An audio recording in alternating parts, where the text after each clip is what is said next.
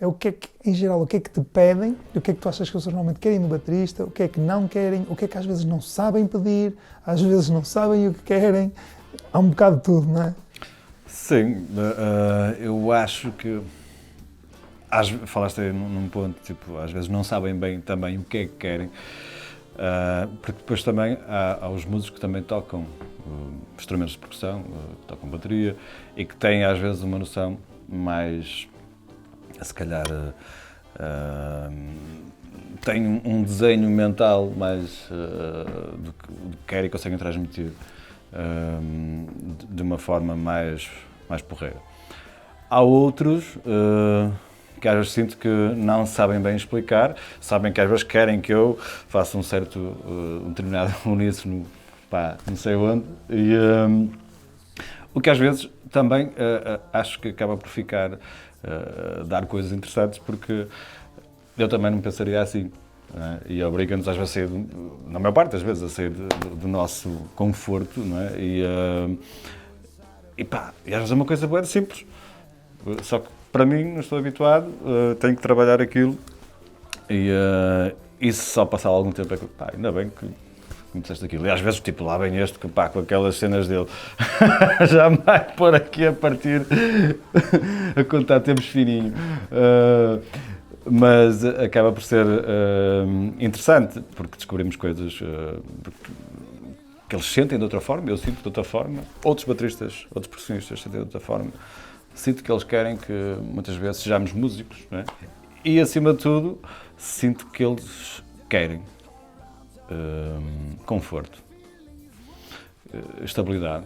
Ou seja, até podes se calhar fazer 30 por uma linha, desde que consigas passar aquele conforto e eles até, às vezes até nem darem por ela que estás a tocar. E eu às vezes sinto que, dependendo também do tipo de linguagem que estou a tocar, os músicos, que às vezes é mesmo isso, tipo, eles precisam de estabilidade para eles poderem fazer,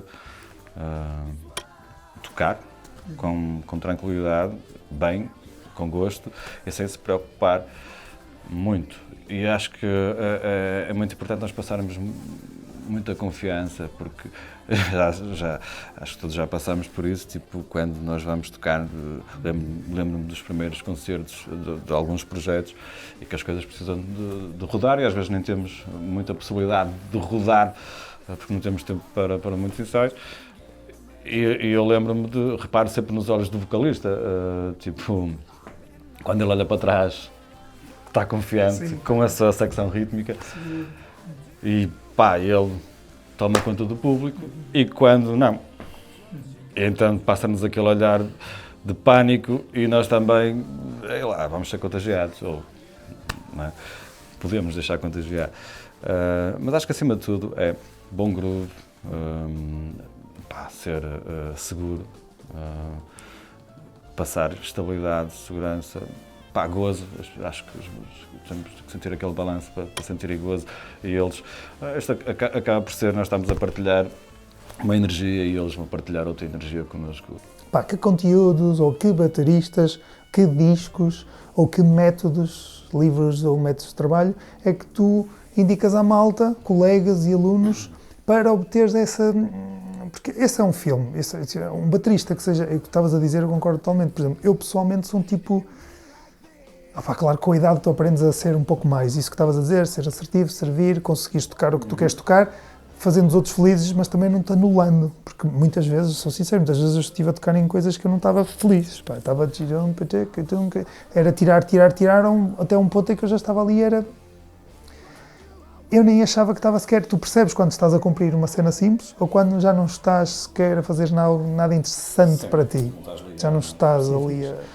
Mas o que é que tu sugeres nesse sentido? Ou seja, para quem não é tão confiante, porque quem é mais confiante tem sempre uma presença um pouco mais, acaba sempre por se impor um pouco mais aos projetos do que se calhar, não é?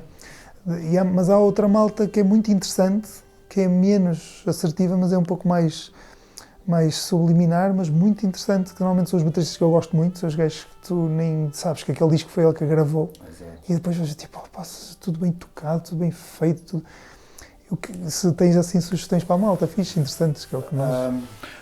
Às vezes eu vou um bocadinho com a onda, não é? Porque Isto é tudo um processo. E, ao longo da minha vida, tipo, eu descobri um disco e acho que aquele é o melhor disco, né? Mas depois, passados uns tempos, já estou a ouvir outro tipo de coisas, já nem é sequer a mesma linguagem, e acaba por mas sim, tipo, acho que são coisas que me surgem muito no momento, às vezes até nem tanto discos, mas músicas ou músicos. E nas minhas aulas, tipo, acabo por, às vezes até me perco no tempo, porque, pá, aí tens que ouvir este e este. Opa, ultimamente, se calhar, aconselho muito a ouvir, não só porque pode servir como, sei lá, para aprender a tocar, mas porque acho que é são belas peças, belas músicas, e acho que são músicos que devem conhecer. Tipo, eu gosto muito de Avishai Cohen. Acho que aquilo é muito bonito, é muito melódico e é muito rítmico, harmónico também, mas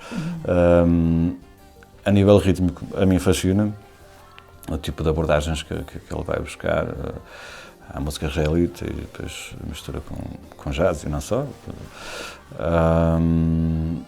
Avishai Cohen, Dafar Yosef, é algo que me toca bastante. Se calhar ajudava-te com uma dica que é um livro de bateria, diz-me um livro, um professor, um espetáculo e um disco. Talvez o Syncopation. É óbvio que temos ali 3 ou 4 páginas que a maior parte do pessoal usa, mas se usar bem, acho que, e se usar a imaginação também, isso dá para trabalhar muita coisa, nomeadamente a independência e linguagem, e destreza, e mesmo leitura. Claro, o stick control. Falo no stick control porque tive um aluno há uns anos e eu próprio acho que não folheava muito o livro e as partes principais. E tive um aluno há uns anos que, pá, eu quis que ele trabalhasse vi que ele queria muito e estava a começar do zero, então fomos trabalhar técnica e ele, passado uns meses, pá, foi mesmo notório a evolução, porque ele foi realmente, fez o trabalho. Não são muitos que o fazem, ou pelo menos que dessa forma. Comecei a acreditar mais nesse. Pronto, mas já são ideias pessoais e lá está, e nós com o tempo vamos aprendendo, vamos dando com a cabeça, vamos vendo outras pessoas, outros músicos, outros bateristas, eu mudo também, outras formas de estudar, outras formas de aprender e depois aprender a aprender, que isso é outra, que é outra história, né? E aproveitar o tempo, que é outra coisa, que não lidava muito bem com isso. O meu primeiro disco que comprei foi tipo o Best of de Supertramp. E logo de seguida comprei tipo Peter Frampton, Comes Alive, e a seguir Joe Satriani, Crystal Planet. E então foram assim coisas todas muito diferentes. E depois, passado algum tempo, comprei tipo um Dim Borgir. Porque havia um baterista que eu admirava bastante, na linguagem mais extrema, que era o Nicholas Barker. Um baterista também é muito difícil. É claro que depois já vamos ao clichê, porque são inevitavelmente icónicos, né? Vinnie Colaiuta, Virgil Donati, por exemplo, numa linguagem mais progressiva, Steve Gadd, claro, Danny Chambers foi aquele que quando eu ouvi aliás, foi um professor que me passou. Sim, ele tem. Exato. Era com o John Scofield. E o tipo o que mais me fascinou é o tipo de grupos que ele tinha. Era por ser mais frenético e ao mesmo tempo conseguir ter transmitir aquela calma, mas de repente explode. Admirava muito o tipo de grupos que ele ia buscar, influenciados, sei lá, talvez. Ele dizia que tocava muito com drum machine e sacava cenas muito de hip-hop, depois a cena de jazz e depois mais a fusão toda que ele fazia. Tive um professor que não é conhecido, que me marcou muito, que foi o José Pérez, porque na altura me passou esses vídeos todos, esses discos todos. Olha, um bom disco do John Patitucci que ele me passou, On the Corner, que era com o Dave Weckl. Esse professor foi muito importante para mim, no sentido até mais humano. Eu estava com uma paixão e com uma vontade para tocar, e ele calma, e dava-me coisas boas, acho eu. Era quase um irmão mais velho, foi muito importante. Depois tive aulas com mais pessoas que foram importantes, como o Kuhn na escola de jazz, depois com o pessoal mais novo, com José Marruz, por exemplo. Eu gostei muito, claro, tive um ou dois contactos com o Michael Loren que achei realmente especial, passou-me material para a vida, né?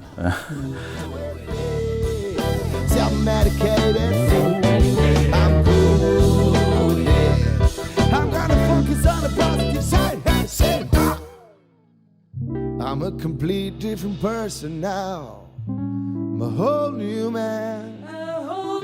I